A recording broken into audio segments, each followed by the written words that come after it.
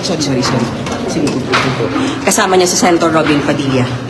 At sabi niya, i-address niya yung mga questions kung tuloy yung Blue Ribbon hearing, but pwede natin siyang sundan, ano.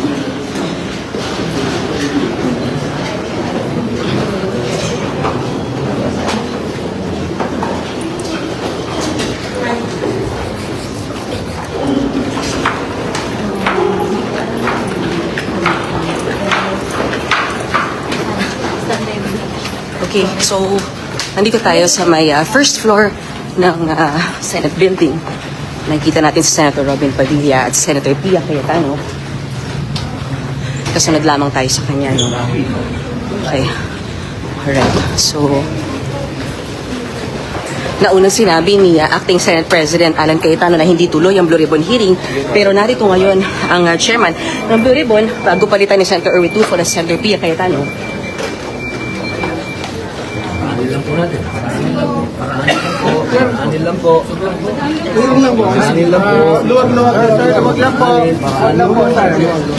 Aray ko. Sir. Atras tayo, atras. Siksikan. Yaran na po. Jo! Hindi, atras ako.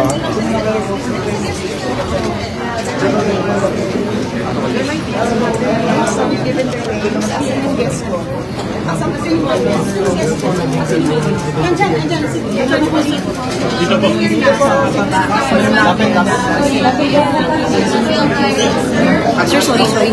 Giveaway po.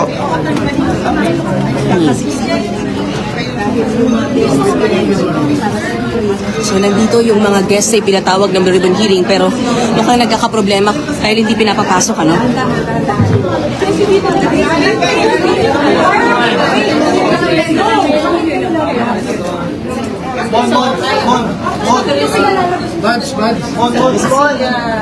Senator Robin, Senator Tia, thank you, Senator Tia.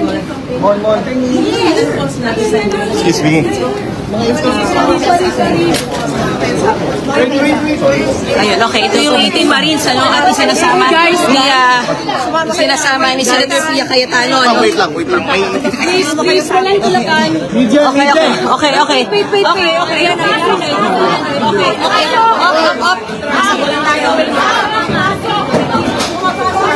Okay, so pumasok yung 18 Marines, ano, ay sinama ni Senator Pia Cayetano, ano? Sige. Okay. Buka kayo.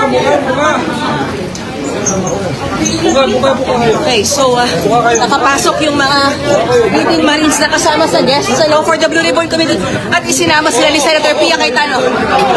Up! Ay! Oh my God!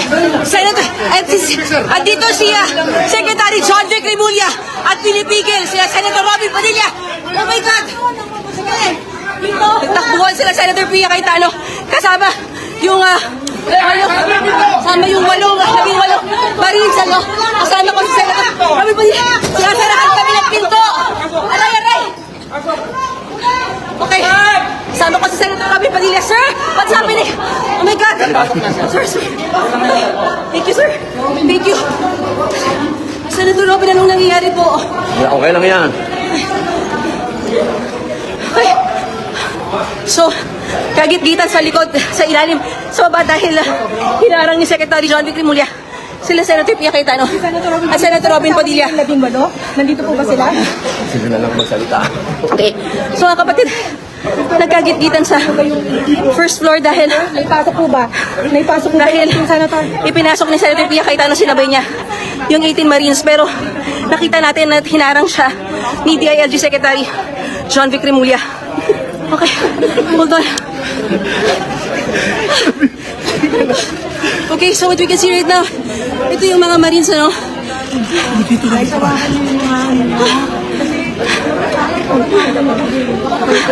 Ano po nangyari sa lugar? Kasama po tayo Senator Robin Padilla, kasama po si Senator Pia Cayetano. Okay.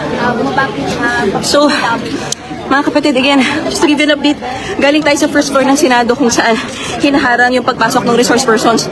Buwaba sila Senator Pia Cayetano at Senator Robin Padilla, nasundan natin siya. At ang ginawa ni Senator Pia ay isinabay niya Marines para makapasok at talagang nagkaroon ng struggle dahil pinigil ni DILG Secretary John Vic Rimulya lalo sila Senator Robin Padilla, pero sa huli na naig at nakatakbo sila Senator Pia at nandito sa loob ngayon yung mga 18 Marines na kasama sa guests for the Blue Ribbon hearing. Nandito na rin ngayon mga kapatid, Senator Alan Peter Cayetano.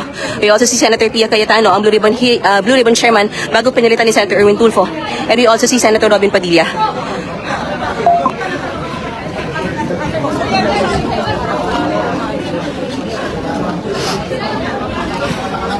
Attorney Baligod, kasi Attorney Baligod na nakapasok na rin dito sa may plenaryo.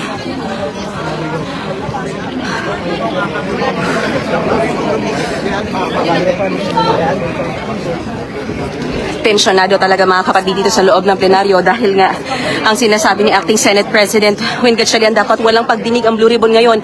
Hindi papapasukan yung resource persons pero talagang ipinilit na maipasok sila dito kasama sila Attorney Baligod at itong mga Marines na sinasabing naghatid ng mali-maletang pera kila Zaldico.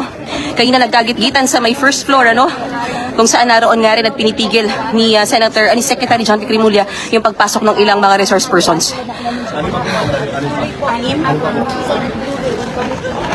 Okay, so we'll try natin i-locate. May 6 pa daw na kailangan pumasok. Okay, alright. So we'll try to locate kung nasaan yung 6 pa na sinasabing kulang pa na resource persons. Lahat ng media clear dito, sir. Lahat tayo. Wala akong tao dito. Doon na lang po. Doon na lang. Sige po.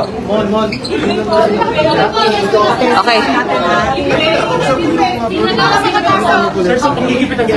Sobrang pagigipit ko. Tsaka ayaw nila madinig yung mga tao. Ay, papasukin na nila, sir. Papasukin na po. Wait lang po. Kailangan po.